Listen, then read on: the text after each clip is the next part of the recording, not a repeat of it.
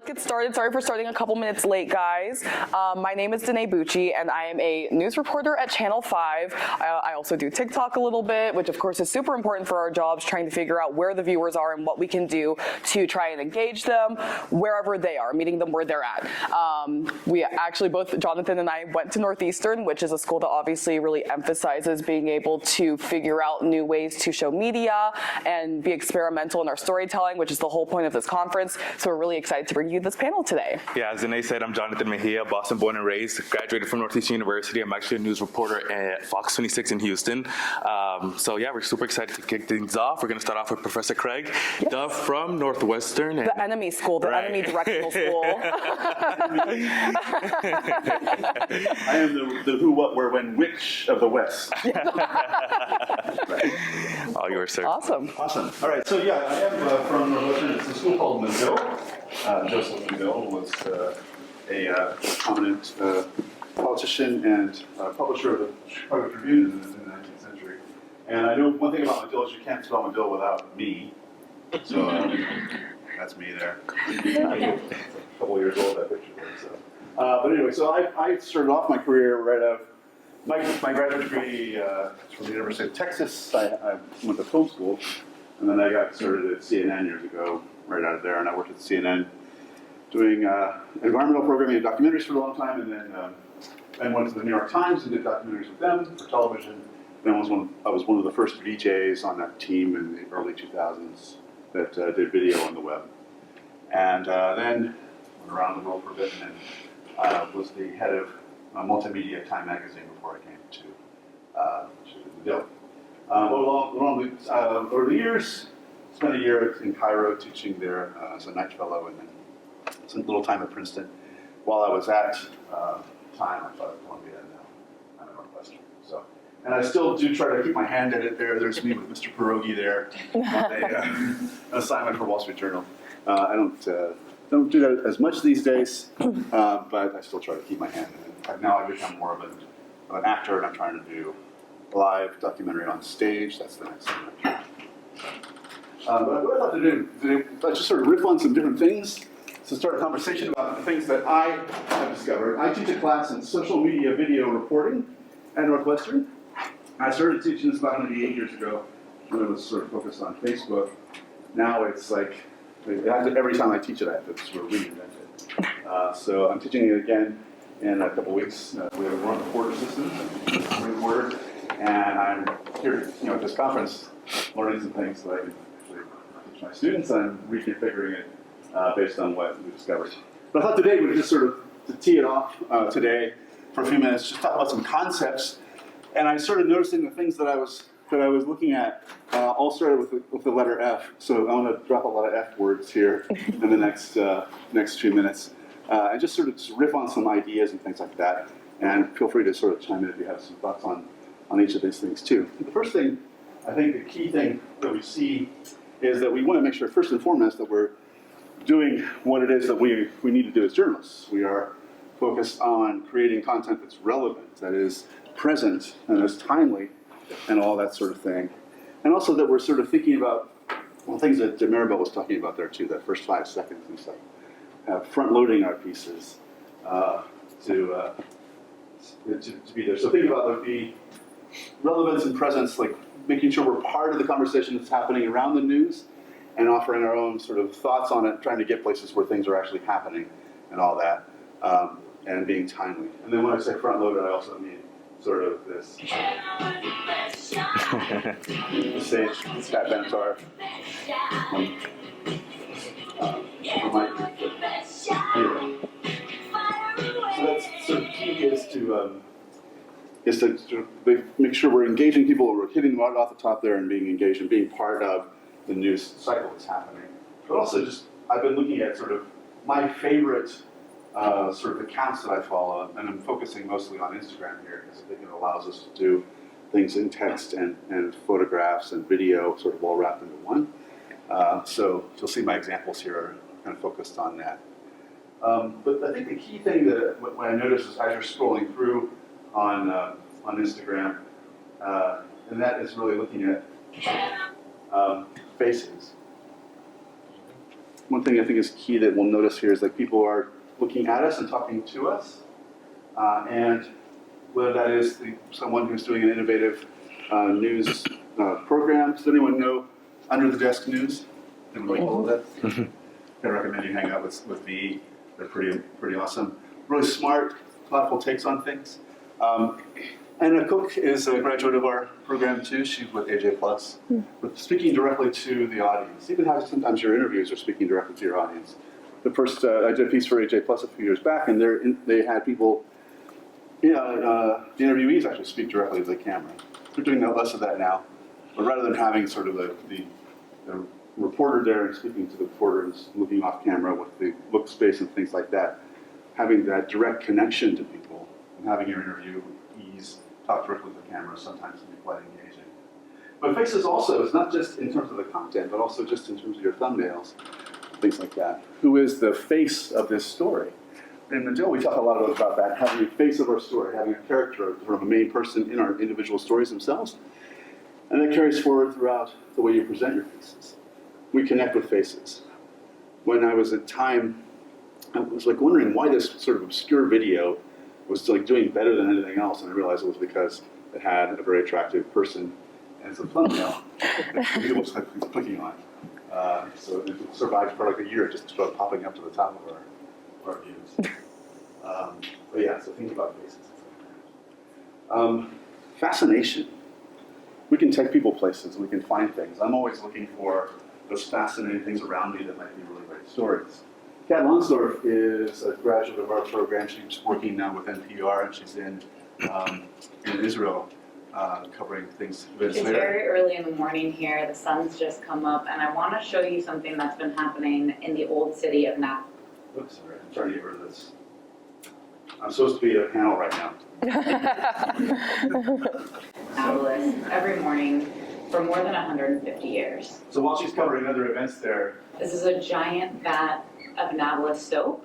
It's a mixture of 3 simple ingredients: olive oil, water, and lime.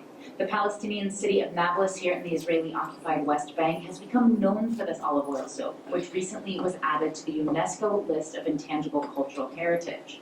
so finding those little individual stories that are visuals, taking people places that have sort of fascinating things going on.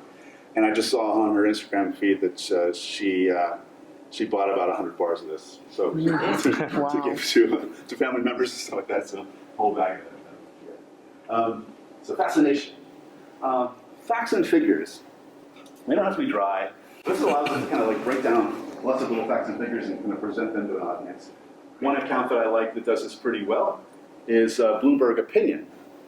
And they'll use a lot of green stuff. Anyone look at these guys on Bloomberg Opinion? It's an account you want to check out because they're really smart folks. They're the editorial writers for Bloomberg. They know their stuff really well about business and things like that. But they'll just take a simple chart and do a green screen thing in front of it and just riff on it, or talk about things that are on the news. And sometimes a chart is just a chart, unless you're looking at Tesla and BYD, in which case it's the biggest story in EVs in 2025. So, riffing on that, just sort of using those kinds of facts and figures and stuff like that. One visual kind of thing you can use, just sort of riffing on that one chart and building an argument on it. So I tried to find an F word for explainer videos. So I said, figure it out. When you figure something out and you can tell other people about it. I think one of my favorite accounts there is Planet Money. This young guy is clever and quirky. Planet Money folk fans here. Okay, yeah. So this is like sort of skits and stuff like that. It's just a tax on the good from another country. What am I doing? Taxes make government's money. Tariffs are. So explaining tariffs and stuff like that, but playing the different parts. We're about to have a great presentation by people I really admire. I've been following Dave Jorgensen since he started the TikTok account and Washington Post. Very much in this sort of realm there of explaining the news, having the good facts and figures there, but figuring things out and then explaining them in ways that are fun for the audience. Cool. Fun. Some things are just sort of quirky and like intense and just fun to watch. This is one that's on DW Euromax. DW has 3 different accounts that I follow. One's story, which is more documentary kind of feeling. There's Euromax, which sort of covers things in Europe. And this is a story that was there this past week, which was I thought, kind of fun. Wir lassen uns festnageln auf das Versprechen, dass wir 3 Jahre und einen Tag unterwegs sind. Und mit einem kräftigen Schlag geht der Nagel dann durchs Ohr. Das Nageln passiert meistens in einem Gasthof, Restaurant oder in der Kneipe. Da versammeln sich die Wandergesellen, bevor es dann losgeht auf Wanderschaft. Und der auf Wanderschaft gehen möchte, wird dann an den... But anyway, so like this is a ritual. They don't actually show it. I was like, oh, darn, how do you do it? Guys, they're like, well, everyone else like hanging around drinking beer, and he's still nailed to the table.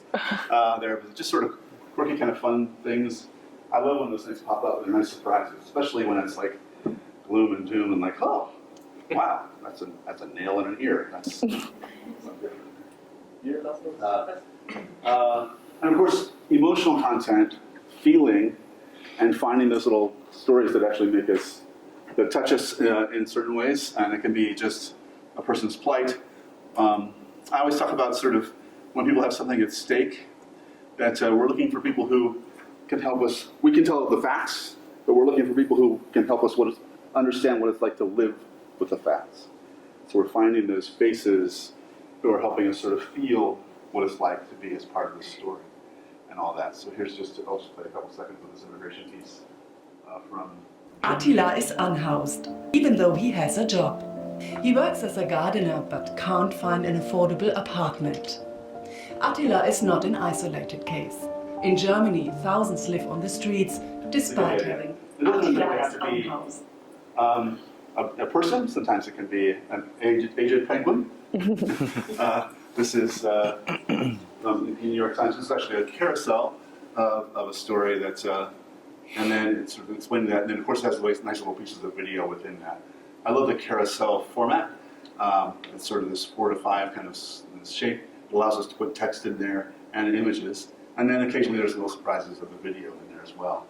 This is one where I was watching it and thinking, you better show me this guy skating, right? So like, okay, he's 95, the world's oldest speed skater, and okay, thank you.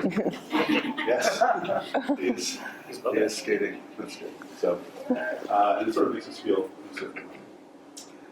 This is something where news organizations, we kind of have to think about like how we fit in to these different milieu, these different places and stuff like that.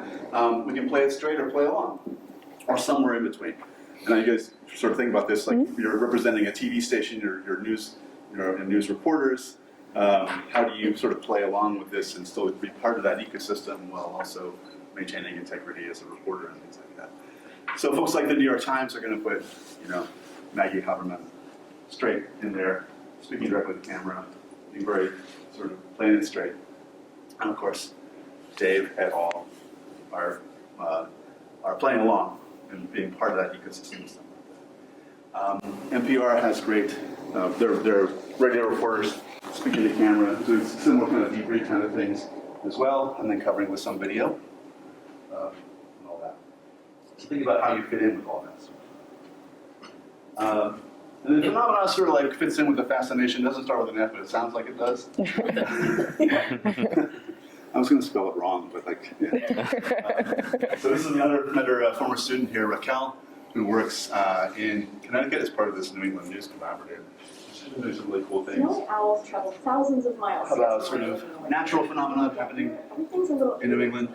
Except owls at Logan Airport. Airports kind of look like home. Snowy owl's natural habitat is the Arctic tundra, where the landscape is flat and wide open. They don't know what. So yeah, and then another favorite account of mine is Hannah Fry, who's a presenter at the BBC, and she's really, really smart scientist and presents science videos with the BBC and others. This is the gum leaf skeletonizer, which I think you're all about to agree is one of the best bugs of all time. And it's also globally known as the mad caterpillar. For a very particular reason, because as caterpillars grow, they morbid, they roll the skin off, a bit like spiders and snakes do. But this bug has got some serious main character energy, because when it sheds its exoskeleton, it doesn't completely discover it. Instead, it leaves its old molted head stuck on the top of its new head like a teeny tiny hat. And there's more, because this... Anyway, So playing around with that, not only just sort of as a quirky thing, but also sort of being, showing different phenomena. Okay, and then just when we get great opportunities like this with footage from the Antarctic floor, these quirky kind of images and stuff like that. I'm getting it. Just a couple more minutes. We'll just talk Okay. a couple other things. Yeah. So, frame and format. So we're working in various different frames. Mostly we're talking about video for TikTok and Reels. Of course, we're going to talk about things that are vertical. Unfortunately, on Instagram, if you have a horizontal video, you can't go into full frame on it. You can't turn your phone sideways and make it play. So you're kind of stuck with it with this sort of letterboxing on top and bottom. So we need to be thinking about that sort of thing. In YouTube, you kind of handle whatever you throw at it. Essentially, we're talking about the conventional things, which you probably already know about this. They're talking earlier about 16 to 9, 1 to 1, and then 9 by 16, which is basically, Instagram started off as all square, and it was all images, and then it became now focused on video. But each of these sort of depends on where you're turning your phone, sideways or not. Back in the 1970s, Brian Eno, who was one of my favorite musicians, created a video that was vertical, and he sort of made you had to turn your TV sideways in order to watch it. Wow. It was sort of art piece kind of thing. But this is where we're at right now. I mean, our eyes are horizontal. Most of what we see around the world is a horizontal view, but because of this thing, we're always looking at vertical. And the first 2 weeks of training with students is usually to get them to turn their phone sideways, because we're all used to doing this.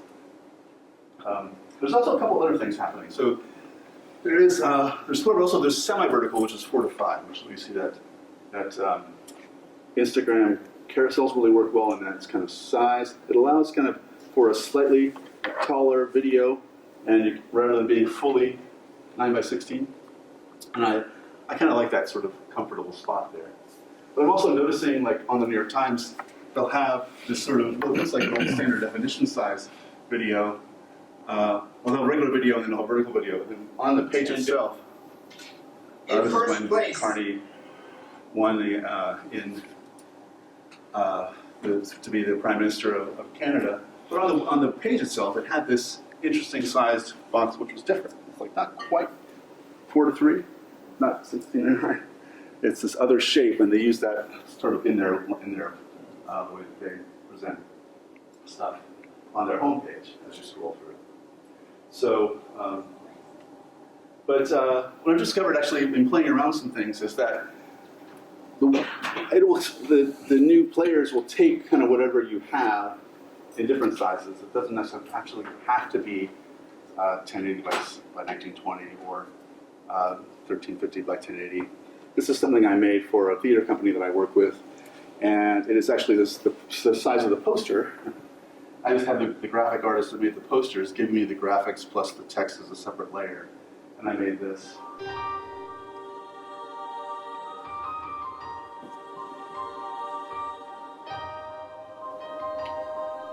So just taking some of the individual parts of the graphics there, as making them scroll around and stuff like that, animating the text. But this size actually works pretty well. I just uploaded it to TikTok yesterday. It plays fine in there, even though it's not the full size. And it fits well within the sort of, when you're watching it, the top and bottom have extra space. So all the stuff that you see on TikTok or Instagram sort of covers parts of the screen, fit in there kind of nicely. It fits in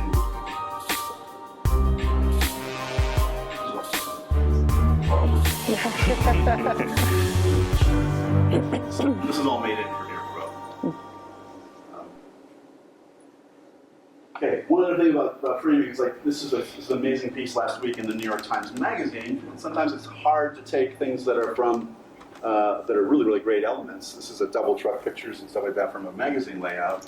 Incredible piece about these guys who go dive underneath the rivers and frozen rivers where there are still these sort of mastodon skulls and things like that on the bed. When it plays on the webpage, you're able to sort of see that it comes to life, and you can scroll through in there in this sort of great way that we can now on news sites and stuff like that. But when we came to like trying to do that on Instagram, it becomes a little harder because we have they use that sort of the 4 to 5 kind of thing, and they have start off with a video there, giving us an image to go off with. Immediately, we're sort of in the moment there, and then sort of scrolling through the different photographs and stuff like that. But it's not nearly as effective as that sort of bigger kind of thing. But it's a compromise that we make, and making the best of that stuff and making it work within this sort of different shape. The other half was like, fear not AI, but be smart and ethical about it. It's crept into Premiere Pro now, and I'm waiting to sort of see how my students will extend a clip by a second because they can. And I'm going to figure out how I can actually spot that, because I can usually hear the audio stuff that they do. I can see a warp stabilizer usually because it's so we'll see how that works out. Most that's the whole thing. Anyway, so I'm just throwing some F words at you. Just some new accounts and stuff like that to sort of think about, but just some thoughts to sort of kick off the conversation. Perfect. Turn it over. Scoop. That was really great. Let's give them a round of applause. Awesome.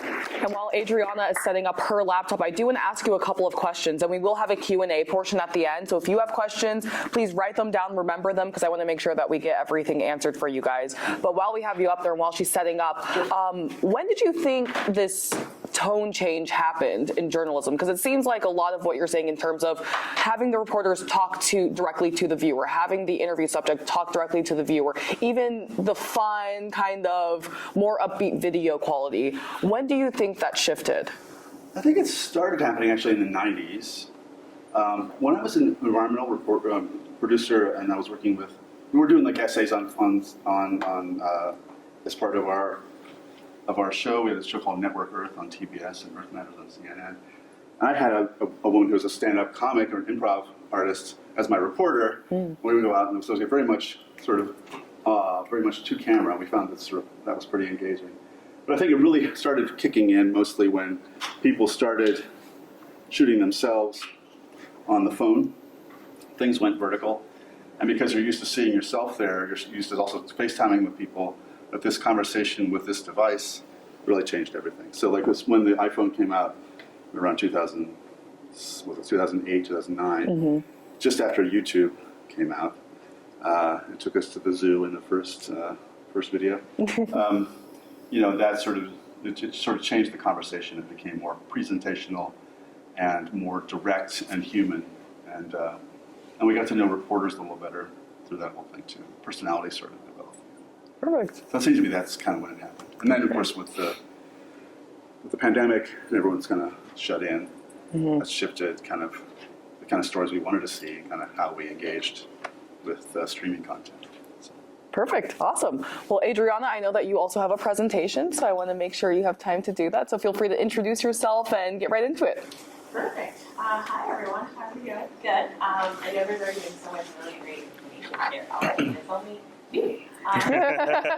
Really great. I'm really excited to be with you all. My name's Adriana. I'll kind of give you the bio here. I'm not going to read it, but just some highlights. I used to work in newsrooms doing a lot of work around audience engagement, social media, digital strategy. And then about a few years ago, maybe 2 or 3 years ago, I started my own consulting firm where I'm working with newsrooms all around the world, actually at this point, who really are just rethinking what their relationship to their audience looks like. I think all of you know who work in news or have worked in a newsroom that really just the way that audiences are engaging has really changed. I think there's a very big public trust crisis that we're starting to see where people are a lot more skeptical of the media. And one thing that I've been really working on these past few months is figuring out how we can really humanize the news, really have more reporters showing their face on the news, really working with, collaborating with influencers, doing things to really just get the audience to want to engage in news on various platforms.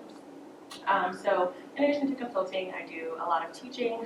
Primarily I teach at Brandeis. I teach classes on AI and journalism, some classes on social media. And then this semester I'm also doing a fellowship at Penn State, so I'm also teaching there about revenue, entrepreneurship, all that good stuff. But a few months ago, I actually launched a website called Influencer Journalism, which really the goal here is for us to figure out ways that we can have influencers working with newsrooms, working in journalism, and also just getting more and more newsrooms really just wanting to interact on video. So basically what my agency does is we do a lot of workshops and trainings with newsrooms to just get their creators comfortable being in front of the camera, so getting people who have been told for years to never be part of the news, to really just, tell their stories and things like that. We also produce videos for newsrooms, which I'll show you a few of those. And I want to shout out Melissa, who's here, who has created a lot of these videos with me. So you'll be able to see some of her work very soon. And something else I also do is help kind of really negotiate a lot of these influencer partnerships with newsrooms. So negotiating contracts, figuring out payments, all that good stuff. And also running an influencer directory where I'm actually vetting influencers, training them on best practices in journalism, and then sort of helping forge that collaboration between the newsrooms as well as the influencer. So what I wanted to just talk about today was really just what I've learned these past few months working with newsrooms, kind of what's been working, things that I think can be improved, and really just kind of talking about what I've seen to be successful when we're working with news, and also talk a little bit about some of the creator stuff at the end, because I know everyone's always really interested in what it looks like to work with creators in social media. One thing I just really want to kind of start off the base, I think what's been really interesting working with newsrooms is that most of the times we're not at the point where I'm doing a lot of social burst stories with newsrooms. It's really more of, we had this really cool article, let's make a video. And I know for some people they prefer to just have this social format, but I think for newsrooms, when you're investing so much into your print work, you really want to make sure that that's shining on multiple platforms. So a lot of the work that I'm doing right now is figuring out what are some really great stories that you've written. Can we get the author of the story to make a video and talk about it? And that's really what we've been trying to do, is figure out how to pick the right story. So the first thing is really making these videos newsworthy and relevant. This is a video that Melissa produced, so I want to shout her out again for this video. But basically, here's a video we did with The Conversation. For those who don't know, The Conversation is a news site where basically academics write about their research and they publish it for the greater public. So it's a way for those in the academy who write, really scientific research papers to bring that to, everyday people and share their stories. So as you all know, St. Patrick's Day was recently, and we had a author here who was a professor of history, really focused on Ireland, and kind of gave this really interesting story about how we always think St. Paddy's Day, we think green, but it actually used to be blue. And that's a really fascinating story. And of course, it makes so much sense to drop that around St. Patrick's Day, and you're really kind of saying, what's that hook? What's that really interesting thing? Most people have no idea about this history, so this is a great way to really bring something that is very, historic, but make it really fun, interesting, add the visuals and things. And what I really love about this is that we're able to bring these authoritative voices into the conversation. He obviously is a scholar of this, he knows all about this, and typically when he's writing, his audience is various academics, but now his audience can be the broader public, the younger audiences as well. Something else I think that's really important to have is really that emotional hook. Here's a video from The Emancipator, who I also think is doing a lot of really great social video. And this one, I think if you write it, you're kind of saying, they're voting on slavery? Like, what are you talking about? It's 2024, 2025, I can't believe it. And this is a great example where you kind of start off with that really emotional hook to get people looking at it. I think we've talked about this so much this morning, how important those first 2-3 seconds are in videos. So really making sure that you prioritize that is something that's really important. Something else I like to think about is, are there surprising and interesting videos you can talk about? I do a lot of work with Undark Magazine, which is a magazine that's ran out of MIT, and they cover a lot of science news. And this is a video that I made with them. They just started their TikTok about 2 weeks ago.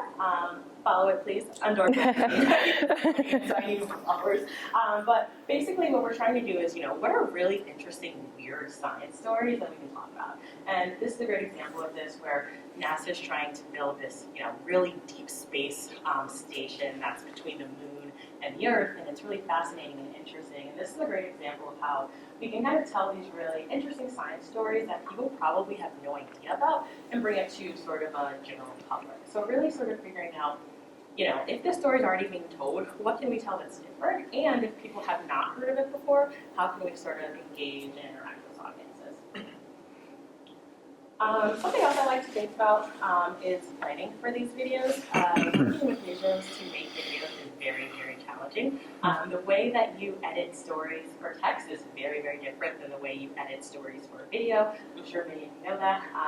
Some things that seem very innocent for an article, like, oh, just change this word, is very, very complex when it comes to making a video, especially if you've already recorded it. So something I've been trying to do a lot more is to make sure that people are thinking about the script before this video is even launched. So this was a video that I created with a reporter she's a research scientist, and she wrote this really interesting story about microplastics and how they're affecting dolphins. And the article is really scientific, has a lot of really interesting tests and things that she did, but I was like, we have to find an interesting hook to make people want to actually engage with this. So, of course, people love dolphin footage, so we started off with the dolphin footage and this question, did you know that dolphins are breathing in microplastics? Let me show you something wild. And from there, she was able to sort of break down the story and really show what her research was and really kind of explain how they did it.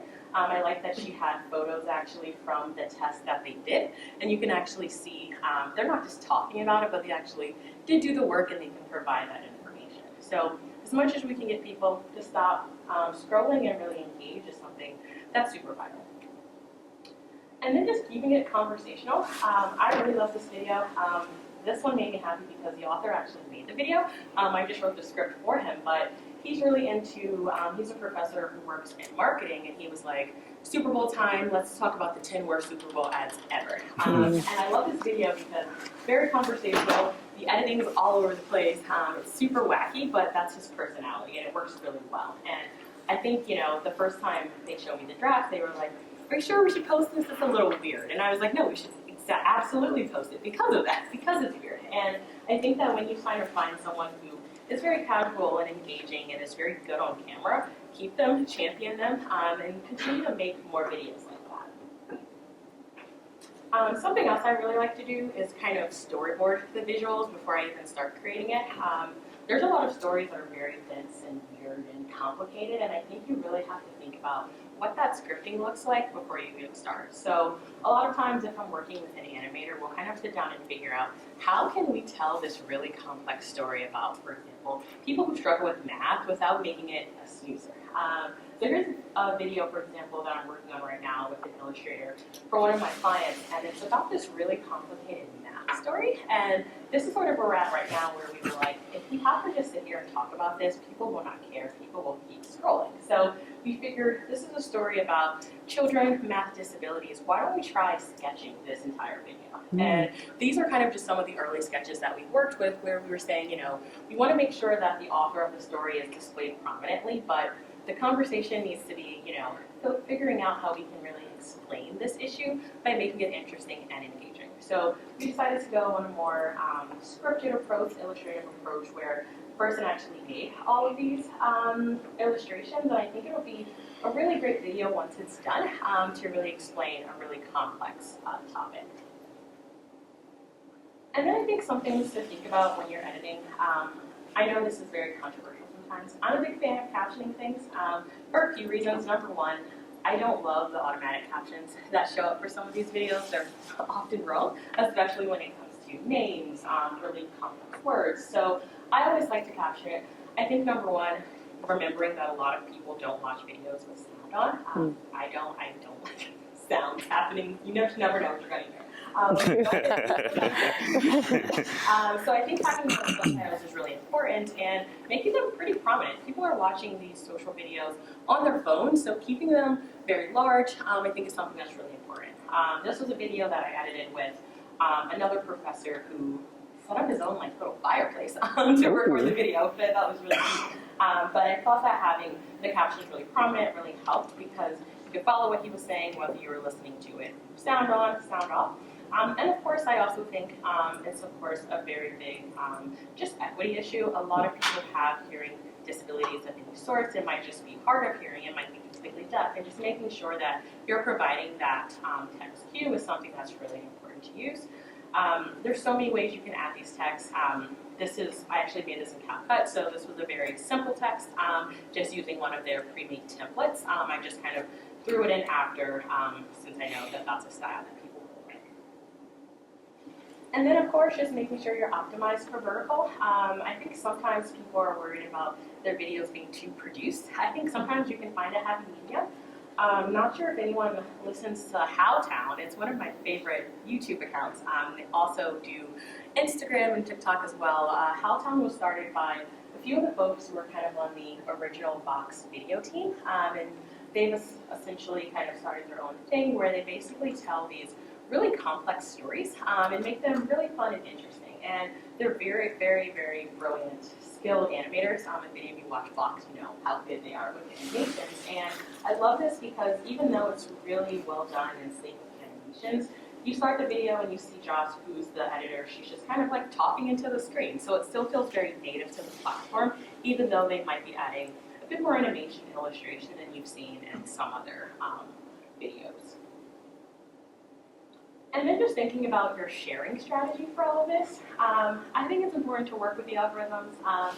A lot of times people are very skeptical, people don't like the algorithms, and sometimes it really is just luck. I've made really great videos that have flopped. I've made really bad videos that have gone viral, and I think it's important to understand, you know, keep testing, keep iterating. A lot of these social videos are still in experimentation form. It's going to take a few videos to figure out kind of what works. I went to another video conference at Columbia a few weeks ago, and there's a woman who was there. She makes career advice called Advice with Erin. Not sure if any of you follow her, but she makes this really cool career advice, and she talks about how when she started making videos, and this was before the pandemic, she would have, you know, 5, 10, 15 views on her videos. Now she has over 3 million on almost every video she makes. So building your audience takes time.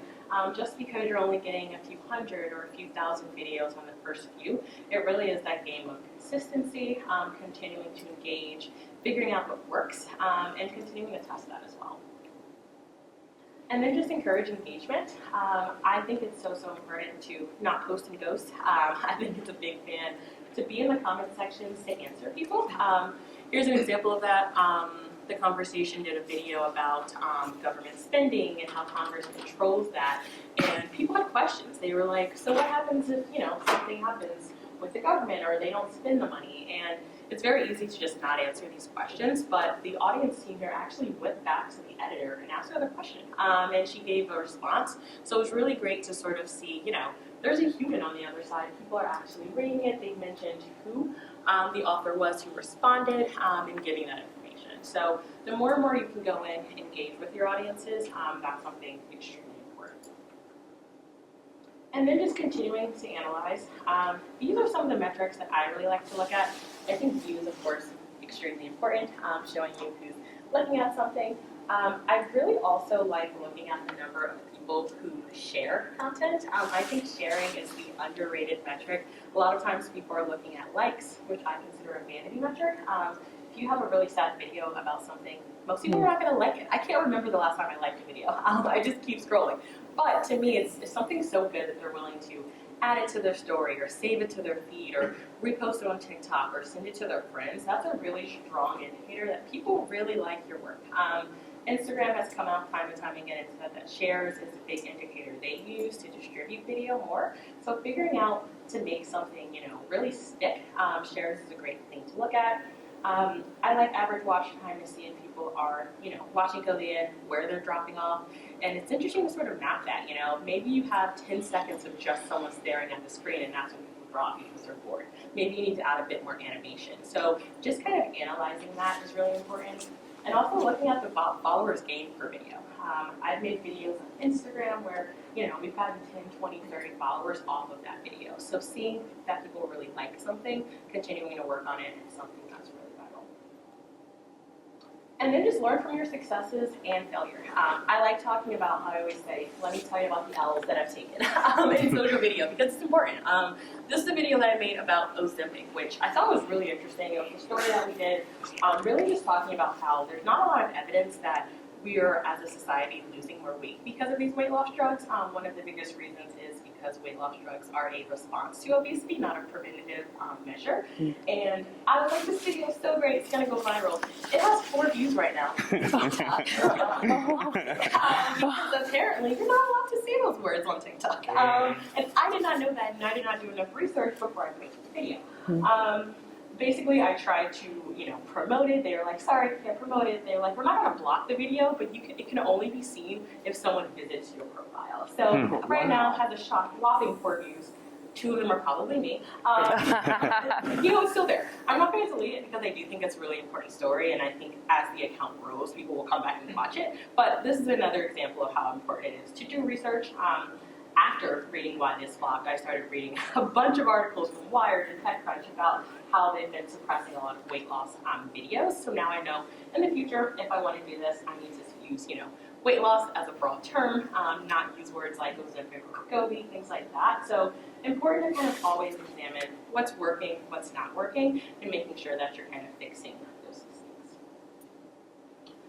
And then one thing I also love, we already talked about League, who I think is incredible in terms of really sharing, trustworthy news content on social media. I think the more and more you can do this is really great. I think a lot of times when people think about social video, they think you have to be a content creator, you have to be an influencer. You can be just a reporter who just starts recording on your phone and starts telling the news. A friend of mine is a meteorologist in Maryland, and every morning she goes, "Good morning, TikTok, here's the news, and here's the weather in Maryland." And she basically just takes all the footage she would have shared on television that morning and shares it on TikTok. Most people who follow her on TikTok are not watching the morning news for the weather, so it's a great way for her to reach her audience with, very means that work for that platform. So I think the more and more you can kind of figure out what your style is, the more you can find some success there. And then I think, we already mentioned this as well, but the face is really important. Here's another client that I work with. Their reporters hate being on video. It physically hates them. But I'm pushing them to continue to try. And this is an example of one of the reporters, Emily. This is a story she wrote, and they are very uncomfortable with video. So I was like, let's just start really, really easy.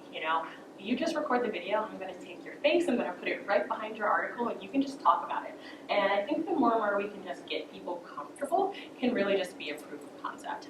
That's why I really like making these social videos. Is because if you don't have that usual buy-in yet, I think the more and more people see it, they see the success, they're more likely to do it.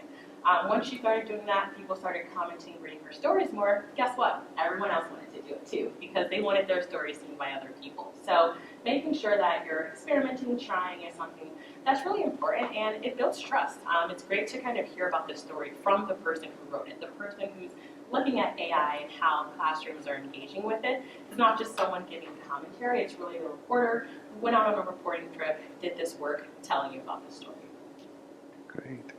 And then just lastly, wanted to close with some of this kind of influencer work that I've been doing.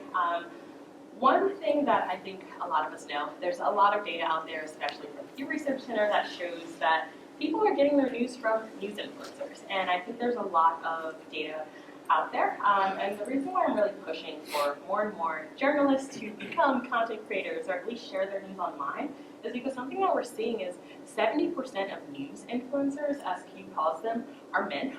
Most of them are conservative, kind of thinking of the Joe Rogans of the world. And there's not really a diverse, news landscape on TikTok. So the more and more we can get more people on these platforms engaging with this news is something I think will really just make the industry better for all of us. This is kind of some of that data. Here's a chart from Pew. 4 in 10 U.S. adults are getting their news from news influencers under 30. That's a lot of people. So it's also important to realize that and really just making sure that we have a lot more people in this space. A lot of these news influencers, I think most traditional journalists would probably call them commentators, but I don't think audiences know the difference or care. I think for them, if someone is telling them information, they consider them someone who is making news versus someone who's actually going out and reporting stories.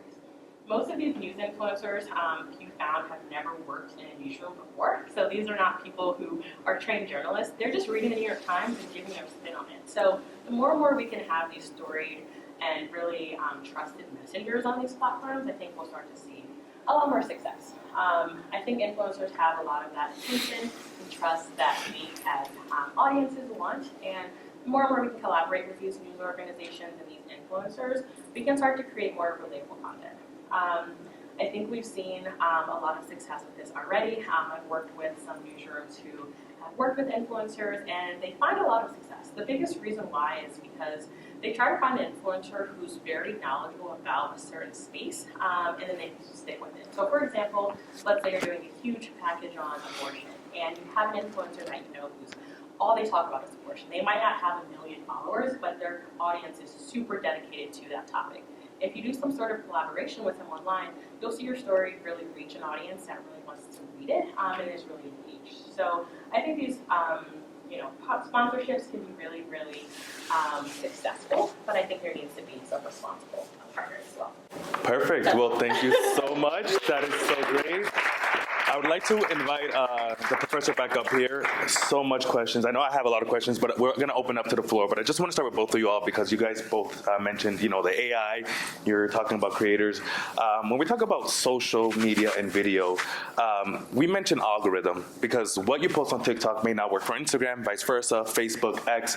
So how do you guys go about strategically planning when to post, how to post, and see what the algorithm takes? I'm the wrong person to ask about this. I'm awful at it. But my rubric is that the more time I spend creating a video, the fewer people will watch. Yes, I haven't really cracked it as much because I haven't really been working on it day in and day out. I'd love to hear what you've discovered. Yeah, I think it really depends. I'm not super, strict about it because I think with a lot of the newsrooms I work with, I just need it done so we can post it. I think there are some trends. For example, if I'm working with an education news org, I'm not going to post that on a Saturday because people just don't care about that. So I think there's a little bit of thought there, but I think for the most part, Instagram especially, I see content from 3 days ago every time I open my Instagram app. So it seems like there is a longer shelf life, I think, for a lot of these stories. So you can sort of just experiment. Cool. Awesome. Any questions from the audience? Yep. Hi. Kind of more towards Adriana. I'm doing kind of what you're doing inside NBC, like really trying to train our talent, get them to be creators, influence things like that. But the next step is finding the influencers and local and having them join in. What is the best source, besides going on the socials, things like that, where are you finding the most success in finding people that are able to make this content, that have these niches, these audiences? Where are you looking for these fish? Yeah, that's a great question. It's funny because I actually started a directory and I was just like, hey, if you're an influencer, fill out this form. I thought no one would fill it out. I have like 300 people from across the world now. So there's definitely people there. I like to look for I'll send you some resources actually. The American Press Institute just wrote a piece that I actually wrote for them called Mapping Your Influencer Landscape. And it's basically a guide to find local influencers. Yeah, check that out. Yeah, just to give you a high level, I really like looking at location tags on Instagram and TikTok because if you find someone who lives in your neighborhood, you're probably going to find someone who's like a thought leader and influencer. So I think that's a great place to start if you're looking super local. Excellent, thank you. Yeah. Cool. Any other questions? I'm just curious on the production side, like as far as the animations, are you, or even is some of the stuff like the dolphin one, like, or is it, are you going stock video, stock animation, CapCut, working with 3D animator, like, like what level of budget and production are you willing to put into a piece of content? Yeah, it depends. I think on the newsroom side, it depends on how much they want to pay for the video. But a lot of them I think are really easy. A lot of them have the photos already or the videos. So, for example, the dolphin one, all the dolphin footage of the dolphins like swimming was stock video, but the photos of the actual experiments were things they just sent out. So I think sometimes that can be easy. I've contracted out animators to work on like higher budget kind of pieces. So I've done that. But I typically will edit in CapCut. I know you use Premiere, right, mostly. So yeah, from what I've understood talking in newsrooms, Premiere and CapCut seem to be kind of like the two levels of the video production. Canva is also being used. Yes. Adobe Express. Adobe Express, Yeah. Mm-hmm. I was curious. I know there are a lot of like local TV reporters here, who are probably working with this abundance of video. But if you're working more with radio reporters who either are not as willing to be on camera or like getting video while they're reporting is not a top priority necessarily, how do you go about like adapting, let's say, a 10-second clip to an Instagram carousel and a TikTok vertical video when you can't like intersperse video and photos on all of these platforms in the same way? Well, you can create a video that and build the images into it. You know, it's a linear video, but it's got the images and things like that, and you can incorporate text and stuff like that.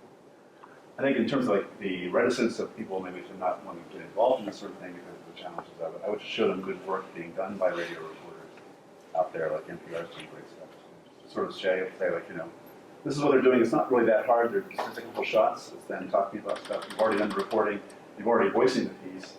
So it's just one more extra step, you know. So I think, yeah, that's what I would how I would approach that. And I think there's so much really great audio just online. Vox posts all their podcasts on TikTok, and it's usually just the audio, and maybe they'll do a few animations, but it's mostly just the transcription of what they're saying, and they still get a lot of views on those.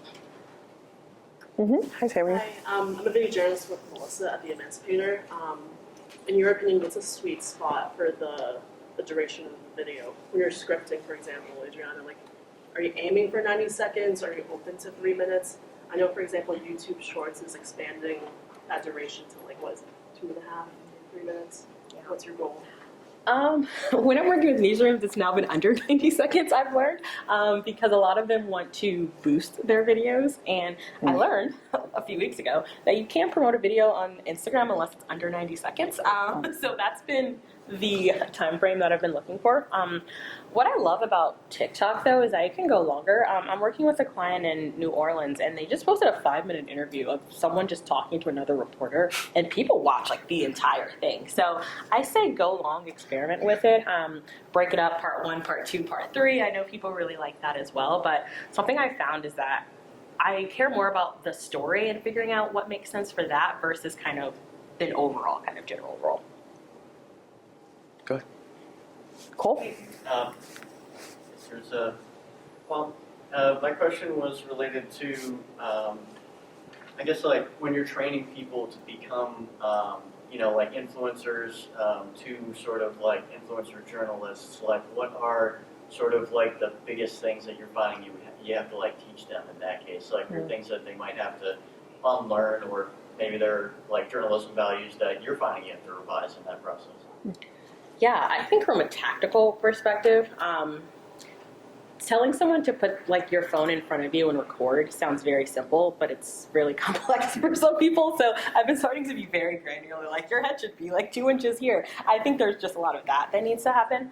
I think in terms of just unlearning, the toughest thing I've dealt with is getting rid of a little bit of nuance for videos. Reporters, of course, are sticklers for the facts, as they should be. But when you have 90 seconds, it's hard to get all the nuance of a story there. So I think that's been the hardest thing and the most challenging thing is kind of saying, hey, maybe we don't include this, tidbit, or is there a way we can make 2 videos so you can get both of those things out? So just kind of understanding that, a shorter video doesn't mean that it's lacks nuance or depth, but sometimes you do have to make some compromises on how much you can share and just making sure people are comfortable with that. Go ahead. There. I'm also an audience person, so I touch a lot of different parts of our social media, including video, but also newsletters, texting, things like that. Adriana, I guess for the newsrooms that you are working with, is the main focus for them, like when they are creating those videos, the idea to move people down the funnel to get them to subscribe, to get them to go on the website, or are you working with them to really specifically craft content just for staying on that platform? Yeah, I am very, very clear with people to set expectations. Like, this is not going to increase your page views. And that's something I really try to emphasize. I mean, I think there's just so much data out there that shows people are just not reading websites anymore. I don't think that's a bad thing. It's just a thing. It's reality. So I think for a lot of newsrooms, I tell them, like, your kind of KPI for this is how successful this video does, and that's hard for some newsrooms. If you're a nonprofit or something like that, that's easier to swallow because you can put that in a grant report and that sounds good. If you're selling subscriptions, that's a bit harder. But I do try to tell them, the goal is to make this video successful. Most of the newsrooms I work with always want some CTA at the end. Subscribe, follow us, read our newsletter, blah, blah, blah. I'm fine with that. I don't think many people are doing that, but I do think it's helpful because maybe someone Googles an article and they see that organization and they click that article instead because they saw them on TikTok. So I think for me, I'm very clear about that, but if they want to do that, like I think we should keep the door open, always have the link in bio because you never know who's going to read it. Can I just say a couple things? As a journalism professor, 2 things that really, really concern me about TikTok is, number one, that it's where young people are now going to search more information. They're not using Google as much. So we need to be there for that. And so much of that, of the influencers and that, things like that, even are riding on the back of other people's reporting. Yeah. And that so much of the reporting that's being done out there is being used to talk about things, talk about the news, as though, they are the ones who created those, the actual, piece of content of that news. We need to get the original people who created the reporting out there, and also educate the public on what reporters actually do, and that, real reporters out there are doing their job well, are getting good information, fairly, and trying to treat the facts well and get the sourcing and stuff like that, and to get more of that original reporting out there so that people aren't just sort of piggybacking on it. And I think that's very important because for myself, I know that a lot of my news reports, they'll go viral on social media, and I'm seeing a talking head talk about it, right? Or they'll post my soundbite, and I hear my voice, I'm like, hey, that's me, like just doing this. Right. And I think there's a space for creators and influencers, and for me as a journalist, as a TV news reporter, I feel like there's more credibility and trust with the people who have that background, and I think it's a challenge for at least TV reporters in the news market is to start doing that and putting themselves out there. I noticed that for me, when I started, I would post my full what aired on TV, and that would work and it wouldn't work. But when I started seeing results was when I switched to vertical, and I switch things up, and I noticed that I would gain 100 followers a video, and it's people really like the different formats. So I'm curious what you think about the news influencers and creators and whatnot. I mean, I definitely see what you're saying, and I think it is an issue, especially when people pass the information off as their own. I don't think necessarily they're doing it on purpose or trying to say that they did the reporting, but that's how it comes across. And obviously, it's very frustrating when you're going through and doing the work, and you see someone pass it off as their own. And I think it really underscores the importance of reporters putting themselves out there and getting on social media, because it's going to happen whether or not you're going to be in that space. So you might as well take accountability, honestly, and say, you know what, I'm going to go to where the viewers are. I'm going to go to where these stories are going to go, regardless if I'm there or not. And I'm going to put my own stamp on my own work, because you should be proud of your work and you should want to take credit for your work especially if it's good work or work you believe in. And that's why I got onto TikTok, especially the whole thing of showing people this is a behind the scenes look of what it's like to be a reporter. I want people to see what it's like on a daily basis, because as you were saying, people are very distrustful of the media right now, and people don't know how to distinguish what I do versus what talking heads do on, MSNBC, Fox, whatever it may be. So showing them no, you can have your ideas about that, but this is what I do, and that's why you should trust me as a reporter. There was one other F I forgot. And that is frequency. Do you find if you don't post for a while that your audience drops off, or maybe Adriana, with your folks you work with, do you sort of tell them to keep putting more content there? Yes, I say that. Do they listen? No. I do emphasize that. I mean, I always say, I'm such a big fan of done is better than perfect. We just got to get it out. The internet is very forgiving. I see people make videos with typos all the time. They added captions and they're still wrong. No one is doing quality control. And for me, it's the video is good enough. We should get it out there. And I think really kind of hitting that cadence, whatever that cadence is, whether it's daily or a few times a week, is so vital, because you want to keep that audience. Yeah. I was wondering if you have tips for a journalist who is attached to a news organization, moving into becoming a creator. How do you get started, and how do you establish credibility and legitimacy? Yeah. Well, here's my hot take. If you're in a newsroom, it's so important to have your own identity outside of that. I think there's so much evidence that shows how much people trust individual people versus institutions, number one. Number two, there's a lot of layoffs happening in the industry. People get new jobs. I think that you really need to make sure that you are a business and you are someone who is sharing information outside of that. So I think if there's ways that you can start, even when you first are in a newsroom, kind of building your audience, sharing your things, without getting in trouble for this. I've been in trouble for that before. Starting to really cultivate your own personal audience is important. But I think the biggest thing is just start. I think a lot of times people are so nervous to start. They're like, what if my first video gets 10 views? So what? Make another one, And I think just keep going. They don't have to be perfect. Something I love to do is look at creators who have 10 million followers. And I look back at their first video, horrible. But it doesn't matter anymore because, you know, as they get better, as they get more experience, as they get more deals, collaborations, their videos improve. And I think the audience grows with you. So I think the biggest tip is to just get out there, experiment, try a bunch of different formats, and see which one sticks. Yep. Do you find that consistency in your style of video making, especially for like social media, is important? So if you have like, people have like a very branded video, and you can tell like this person made it, but then there's people who post like anything and everything. Do you feel that like one is better than the other, one gets more consistent than the other? Yeah, I think it depends. I mean, I think a lot of the people, something I've noticed is the bigger people get, the more consistency just naturally follows because maybe they have a team and now they have producers. So I'm okay with it. I think for a lot of the newsrooms I work with, the videos are wildly different to start because we just want to see what's working. So I think it's okay to do that, especially if you're having various people be in them. Like, not every format will work for that person. So I think it's okay to have them be different. I think it makes it consistent. And the most important thing to remember is when people are coming across your videos, they're not watching 5 of your videos in a row. They're seeing like 50 other videos in between. So I don't even think the audience notices, to be honest. Any other questions? I know we went over time, but people have really good questions. Yep. All right, so just start is really good, but if we're all going home and tomorrow we're pulling out our phones, are there like 3 or 4 different good example styles that will not require the 3-week-long inbox, like explain video time frame that we can just go with? I mean, you could just record a video and just post it, honestly, if you want to add a little pizzazz. I think a lot of people don't edit in the editors of TikTok and Instagram, but they're good. You could try it. Like, it's a good way to start, you know, especially if you don't have time to, like, open up CapCut or Premiere and, like, you don't care about, you know, updating the audio. Like, I would say just grab your phone, talk about it.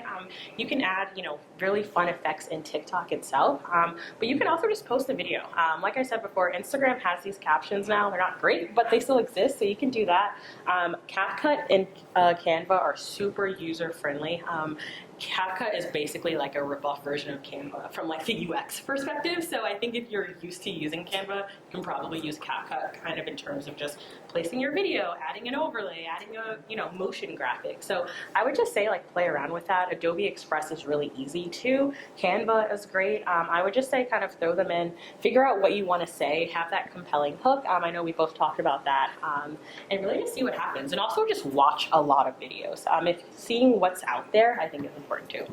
Yeah, I think just, you know, talk about something you know, you put something you reported on, and then find a couple of key phrases that are part of it, you know, and put some graphics on there, and it's pretty simple. Yeah.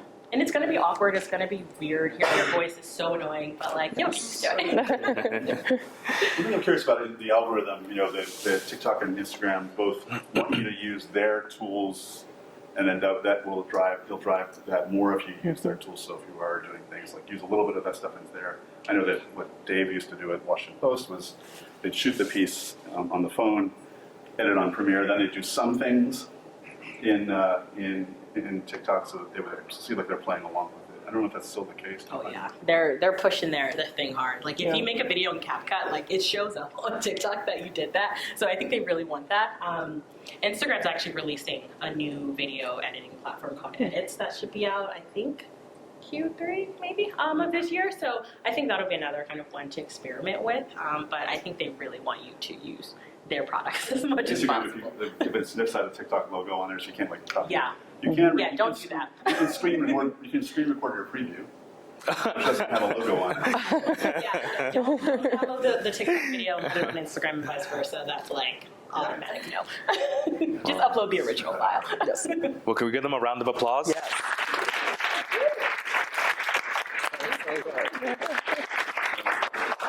Awesome. Well, thank you for joining us, guys. I know there's a lot more exciting keynotes and panels and everything. So, and if you have any questions, we'll be milling around. So feel free to ask any questions. I'll stick around too.